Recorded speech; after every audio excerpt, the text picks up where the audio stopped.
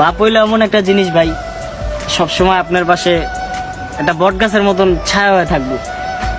মানে সূর্যের আলো মনে করেন, আপনার তাপমাত্রা মনে করেন মাথার ভিতরে পড়তে দিব না, এমন একটা জিনিস বাপ। আর ওই বাপ থাকাকালীনই কিছু আত্মীয় স্বজন মনে করেন এমন এমন আপনার খোঁচা মারবো, আর এমন এমন দিব আপনাকে, মনে করেন আলাদা হয়ে যেতে বাধ্য আপনারা।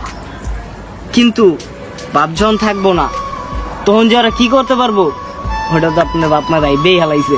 যে আমরা যখন দুনিয়ায় থাকুক না, তখন আমাকে আত্মীয় স্বজন গুলো আমাকে সন্তানটি রেখে এমনি দেখবো, কোন চোখে দেখবো? আমরা থাকতেই তো ভালো চোখে দেখে না। হ্যাঁ, আমরা থাকতেই তো ভালো চোখে দেখে না। আমি মরে গেলে কি? আমি মরে গেলে কি? পোলার লাগে কেমন ব্যবহারটা করতে? তো বাপ ভাই প্রতিটা সেকেন্ডে এক সন্তানের জন্য ভাই ভাবে ভাই।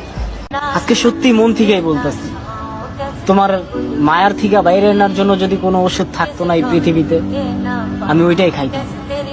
কিন্তু বিশ্বাস করো, এই পৃথিবীতে এমন কোন ডক্টর আজ পর্যন্ত জন্ম নেয় নাই যে একটা মানুষের স্মৃতিগুলো মুছা দিবে।